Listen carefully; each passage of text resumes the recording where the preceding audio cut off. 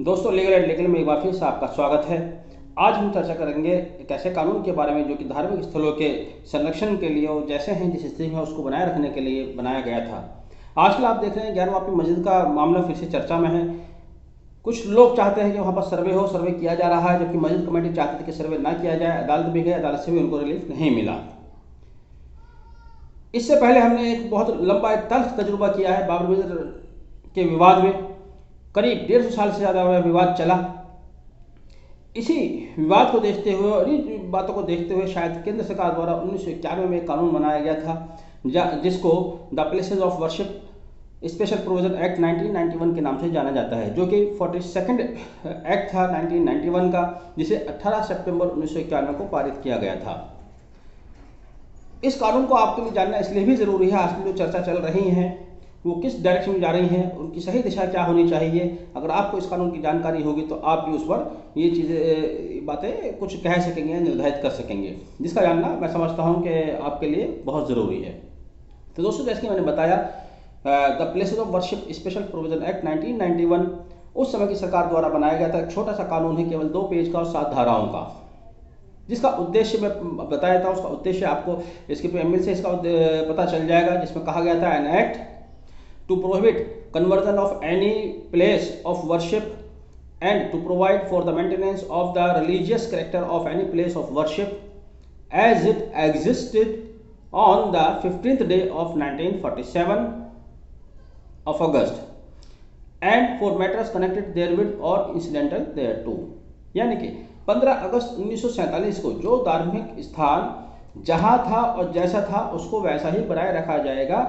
उसकी किसी भी तरह के फेथ में, शेप में, आकार में परिवर्तन नहीं किया जाएगा। आप डेफिनेशन सेक्शन में जाइए तो उसमें कन्वर्जन के बारे में बताया। कन्वर्जन क्या है, कन्वर्जन की मराद क्या है। Section 2 sub clause B, conversion with its grammatical variation includes alteration और change of whatever nature. यानी ग्रामेटिकल वेरिएशन या उसका कोई अल्टरेशन है, अगर वो अल्टरेशन किया जाता है, चेंज किया जाता है, तो उसको कन्वर्जन कहा जाएगा। एक धर्म से किसी दूसरे धर्म के लिए या एक ही धर्म में किसी दूसरे फेथ के लिए अगर उसको परिवर्तन किया जाता है, ये कन्वर्जन कहलाएगा।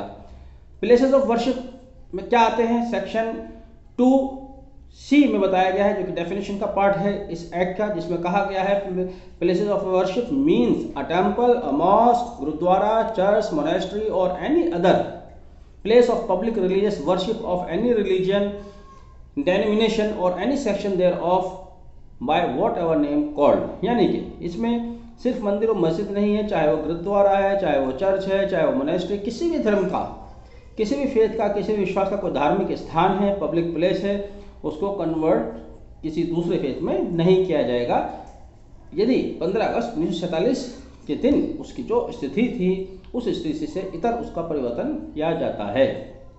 सेक्शन 3 क्या कहती है, सेक्शन 3 बताता हूँ आपको कि कोई भी पर्सन अगर चाहेगा इसको कन्वर्जन करना किसी दूसरे मजहब में, किसी दूसरे फेथ में, तो उसको रोका जाएगा, उसको ऐसा नहीं करने दिया जाएगा। यानी कि इसमें यह भी है कि एक ही धर्म के अगर फेथ अलग अलग होते हैं, फॉर एग्जाम्पल मान लीजिए सुन्नी संप्रदाय है, सुन्नियों की मस्जिद है, उसको कोई अहले हदीस आजकल हो रहा है या बरेलवी मसलक है, वो उसको अपने उस फॉर्म में चेंज करना चाहता है, तो वो भी कन्वर्जन की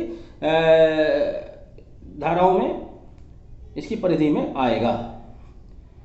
सेक्शन 4 में बताया गया है declaration of the religious character, जिसमें कहा गया है कि कोई भी धार्मिक स्थान जो कि 15 अगस्त 1947 को जैसा था वैसा ही रहेगा, जैसा कि इसकी प्रीएम्बल में भी कहा गया है।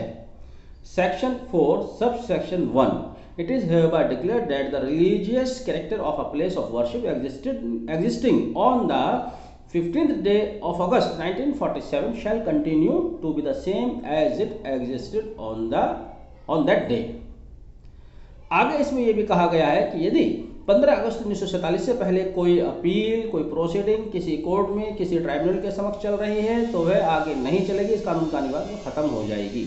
लेकिन सब सेक्शन 3 में आगे कहा गया है कि अगर, पहले मैं बता दूं कि इसमें आगे सब क्लॉज 2 के बाद कहा गया है प्रोवाइडेड दैट अगर कोई सूट 15 अगस्त 1947 के बाद दायर किया जाता है, तब वह इसी सेक्शन की इसी उपधारा 1 के अंतर्गत निर्धारित किया जाएगा।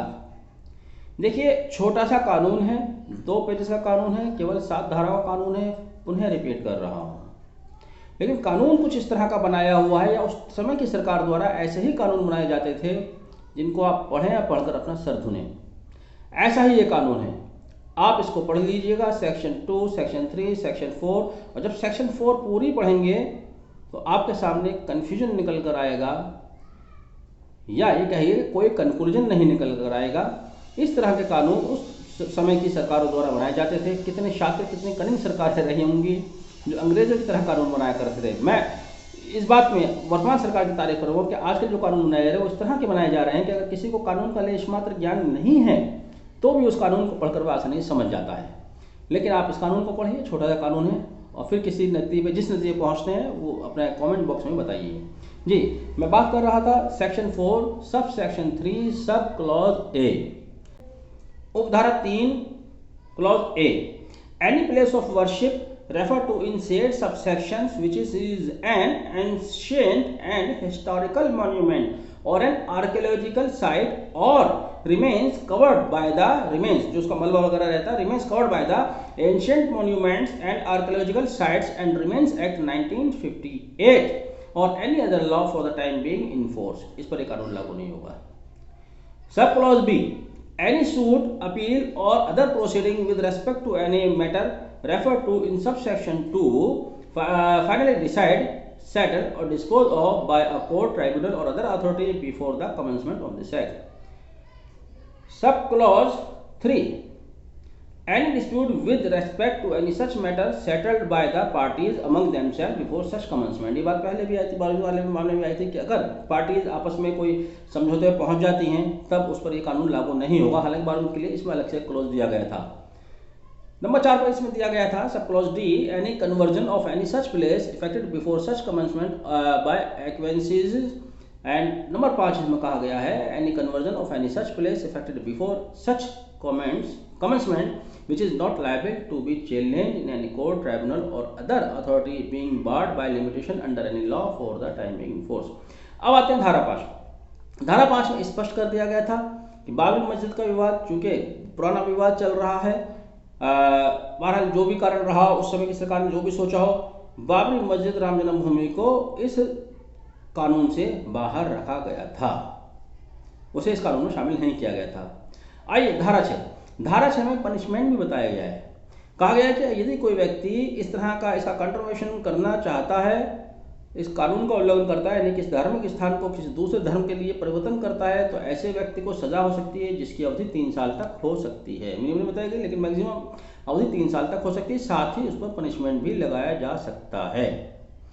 तो इस तरह से ये छोटा सा कानून, जहाँ ये शुरू में कहते हैं कि 15 अगस्त 1947 को जो धार्मिक स्थान जैसा था उसको वैसा ही रखा जाएगा, उसमें किसी तरह का परिवर्तन नहीं किया जाएगा। आगे जाके सेक्शन 3 सेक्शन 4 में आके कहते हैं कि कुछ एंशिएंट प्रॉपर्टीज़ हैं, आर्कियोलॉजिकल की साइट्स हैं, उनको इस कानून के दायरे से बाहर रखा गया है। तो इस तरह से ये कानून बहुत स्पष्ट तस्वीर तो पेश नहीं करता, लेकिन फिर भी इतना ज़रूर कहता है कि 15 अगस्त 1947 के दिन जो धार्मिक स्थान जैसा था उसको वैसा ही बनाए रखा जाना चाहिए। अब सवाल ये पैदा होता है कि क्या इस कानून को नज़रअंदाज करके ज्ञानवापी मस्जिद के मामले में सर्वे की परमिशन दी गई? यह एक प्रश्न बनता है।